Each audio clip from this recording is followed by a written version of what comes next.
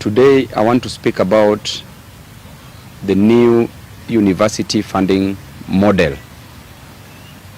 Kenyans, as you are aware, that education in this country is being made unbearable, is being made expensive by the current president, William Ruto. You're all aware what parents are going through, toiling, moiling, doing very odd jobs just for them to educate their children. Kenyans, we know that during President Ruto's time, education was free at the university. Why was education free at the university? We are all aware that during President Ruto's time, there was what we called Boom. Boom was a grant that was given to students to be educated. Ruto was among the beneficiaries of Boom. He was funded for free, got education for free at the university level, and therefore I don't understand why university education cannot be free. I don't understand why we must tax heavily the parents, children who are coming from very poor backgrounds, children who are going to drop out of university because of lack of fees. The current funding model is doing more harm to the poor parents, to the needy students who are supposed to join various universities.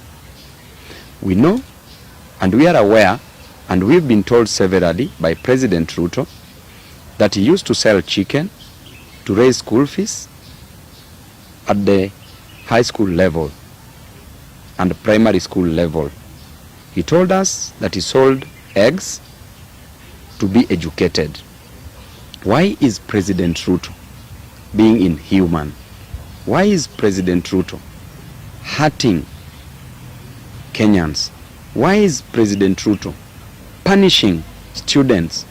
Why is President Ruto ensuring that Kenyans are not getting education, and also, for that matter, quality education? Ruto is today a president of the Republic of Kenya because of education. Were it not for education, he would have never come to Nairobi.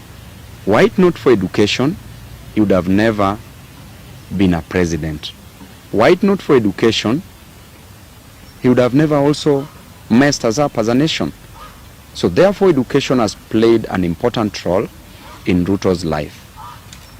Why is Ruto killing education system in our country? As Babu Owino, I know the importance of education. I will do anything so that a child in this country gets education. I will mobilize students across this nation, and I want to also speak to the student leaders just briefly. I want President Ruto to suspend and to scrap off, not even suspend, to scrap off this new funding model. As Babu Owino, knowing very well the importance of education, and it is because of education that is why I am where I am. It is because of education that is why I managed to come to Nairobi. It is because of education that is why I studied. That is why I became a student leader. It is because of education that is why I was elected as a member of parliament. And it is because of education that will make our children, the students, the comrades, make a difference in life. Education plays an important role in economic development. The role of education in building the economy of a state is by provision of new ideas, provision of the technical skills that is needed in every field. When you go to agriculture, you need education so that you can know in what ratio do you need to mix fertilizer, so that you can know how a land can be plowed to give you maximum yield and maximum productivity. If you go to hospitals in the health sector, you know the role of doctors, the role of nurses, the role of medics. If you go to any field, the engineers, we know what they do in this nation. Teachers, we know how they train pupils, learners, and all students. Therefore, education plays a very pivotal role.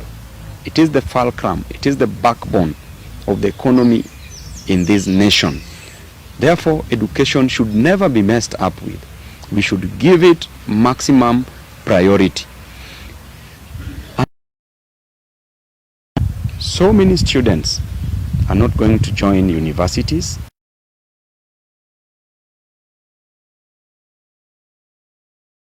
Money.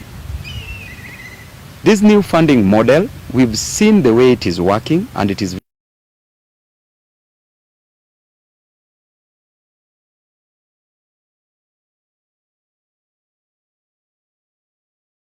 will be discriminated upon based on their status in life. In Kenya, statistics from the Kenya Bureau of Standards clearly well that 85% of Kenyans come from very, very poor backgrounds. They are very poor, they can't afford. And therefore, if 85% of Kenyans come from very poor backgrounds, how then will a parent afford education? Even 9,000 Kenya shillings, a child is being sent away from high school because of 9,000 Kenya shillings in a year, because a parent cannot afford these 9,000 Kenya shillings. When you go to a mama mboga, to a boda boda rider who is earning only 100 shillings or 200 shillings in a day, this is a parent who cannot afford to educate one or two children. A student is sent home because of lack of 9,000. How will this parent afford over 10,000 in a year, over 20,000 in a year, over 100,000 in a year, over 200 to 300,000 in a year that the university education is offering? That Ruto is making sure that these parents are paying exorbitantly for education. So many mothers, so many fathers, so many students have sent me their fee structure, have sent me messages. They have called me, we've talked to them. They can't afford education. They are talking on media, they are talking on social media, they are talking on both print and electronic media, and the message is simple, that they can't afford education. There was a mama mboga that was aired on TV the other day.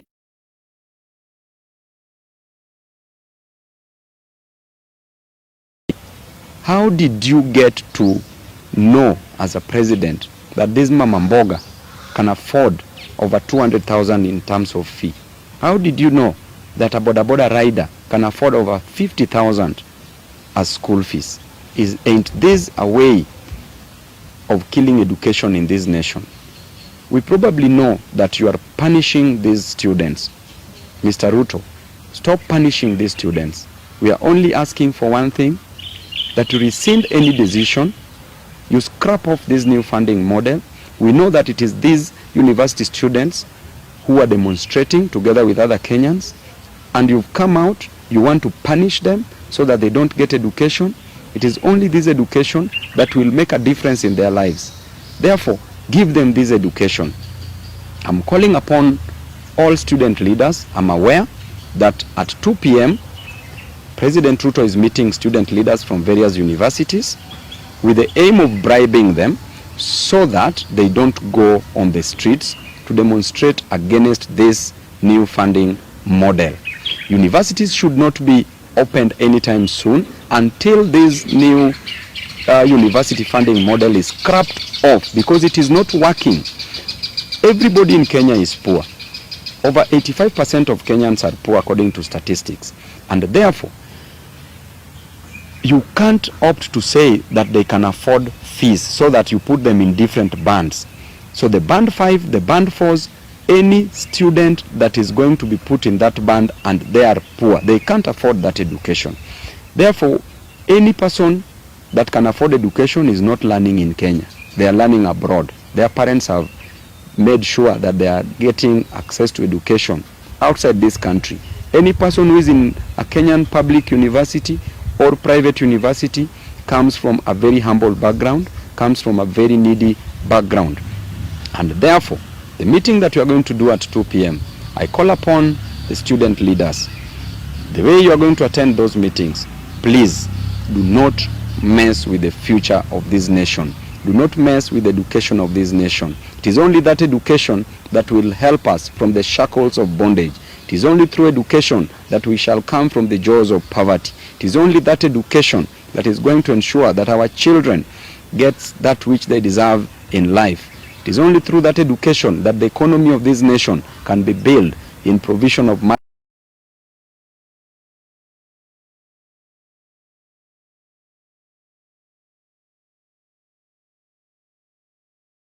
bargained on. There should be no agreement between you and President Ruto on matters education if it is not about scrapping off the new funding model.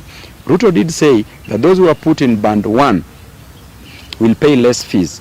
If 9,000, if parents can't afford 9,000 at the high school level, how then will they afford over 50,000, 100,000, 200,000 at the university level? And therefore, President Ruto, let's go back to the old funding model where there was HELB, Higher Education Loans Board, where a student having passed examination was being called to the university. They were being given help. They get educated. Then after that, they were paying for these loans after their education. Let us not mess the over 200,000 students, over 100,000 students who are not capable of joining universities. And for those who are going to join, they are going to drop out. Student leaders, it is my prayer to you, together with the students. I know universities are coming back in September. There are those who are joining now, this week, next week, for the first years. I urge you all to hold peaceful demonstrations in all universities in Kenya, both public and private, and also in colleges. Please hold peaceful demonstrations. Let it not be once, let it not be twice, let it be almost on a daily basis, so that this new funding model will be scrapped off. We've given sufficient time to President Ruto to rescind this decision, but he has refused. He's busy calling student leaders in State House to bribe them. Refuse this, reject this in totality, occupy the streets, come out in large numbers, fight for your own rights, fight for your own life. And I believe that you are going to achieve it. If we made it in the finance bill, if we made sure that the finance bill wasn't signed by Ruto, we can make sure that this university funding model is scrapped off. So comrades, I'm with you in this war. We shall fight together. We shall win this. Ruto is only one person with a few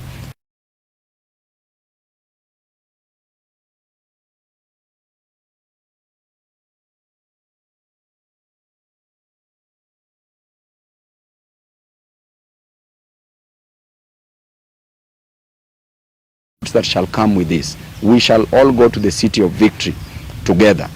Let us do it once again.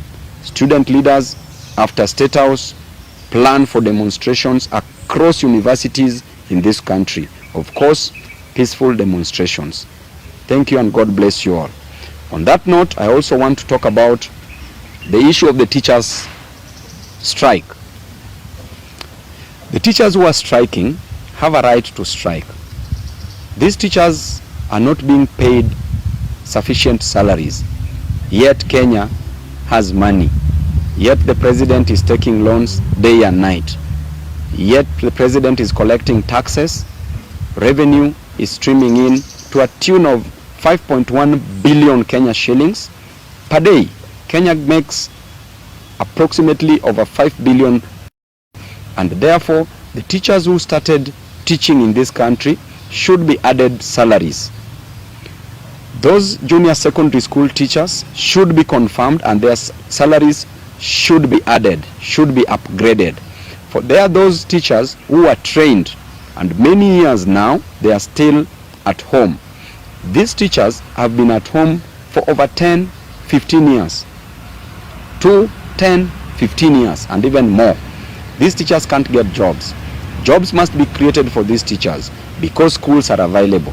The student-teacher ratio should be determined carefully.